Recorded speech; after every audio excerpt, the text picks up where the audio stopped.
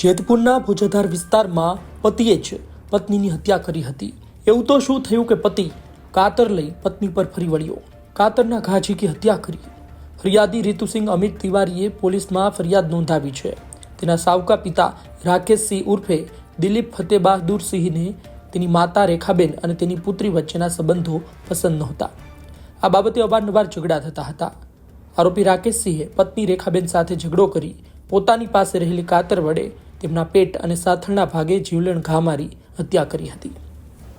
Sir, Jetpur શહેરના ભોજાધાર વિસ્તારમાં એક હત્યાનો બનાવ બન્યો છે।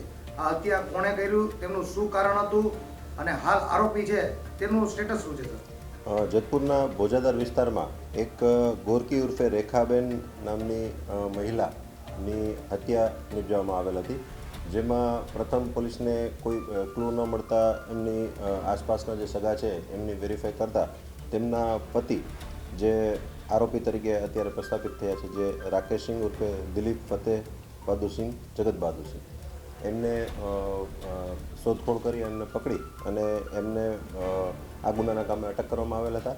તેમની પૂછપરછ દરમિયાન જે આ મરણ જનાર છે તેમની દીકરી છે રીતુસિંહ, એ એમની પારકી દીકરી હતી અને આ મા દીકરીને સારું પડતું એટલે અવારનવાર એને મળવા જતી હતી, જે આરોપીને પસંદ ન હતું એ બાબતે બંને વચ્ચે રકઝક થતી હતી અને અંતમાં આણે એમને કાતર વડે હુમલો કરી અને આમનું મૃત્યુ નિપજાવી અને પછી ફરાર થઈ ગયેલા હતા। અને જેતપુર સિટી પોલીસના પીઆઈ શ્રી પરમાર તેમજ તેમની ટીમે તેમને ડિટેન કરી અને ધોરણસર અટક કરવામાં આવેલા હતા અને હાલ તેઓ જ્યુડિશિયલ કસ્ટડીમાં છે। સર, હત્યાનું કારણ શું?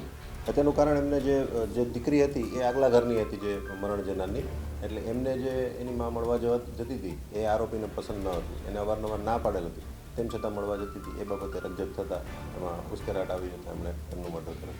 આરોપીએ જ્યારે હુમલો કર્યો એમના પત્ની ઉપર, ત્યારે એમની પુત્રી વચ્ચે બચાવ કરતા એમની ઉપર પણ હુમલો કર્યો? હા, એમને શાહિદને પણ આમાં ઈજા થયેલ છે, જે એમની દીકરી છે, જે ફરિયાદી જે રીતુસિંહ, એમને પણ આ કાતર વડે એમને હુમલો, વચ્ચે પડતા હુમલો એમના ઉપર પણ થયેલ છે અને એ બાબતે પણ એફઆઈઆરમાં નોંધ છે। સર, નશાની હાલતમાં હતા બંને મૃતક અને આરોપી બંને? ના, એ તો હજી એનું મેડિકલ કરવામાં આવેલ છે, એટલે વધારે આગળની જે પેલી મેડિકલ હિસ્ટ્રી આવશે પછી ખ્યાલ આવશે। હત્યાના બનાવનું કારણ માત્ર એટલું જ છે કે આરોપીની પત્ની પોતાની પુત્રી સાથે સંબંધ રાખતી હતી, જે આરોપીને ગમતું ન હતું। અવારનવાર પતિ પત્ની વચ્ચે ઝઘડાઓ થતા હતા। એક તરફ જ્યારે આપણે સંબંધોની વાત કરીએ છીએ, ત્યારે બીજી બાજુ આ પ્રકારની ઘટના સમાજ માટે લાલબત્તી સમાન છે।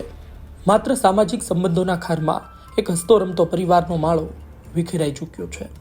સંવાદદાતા રોનક મજીઠિયાનો અહેવાલ, ગુજરાત તક, રાજકોટ।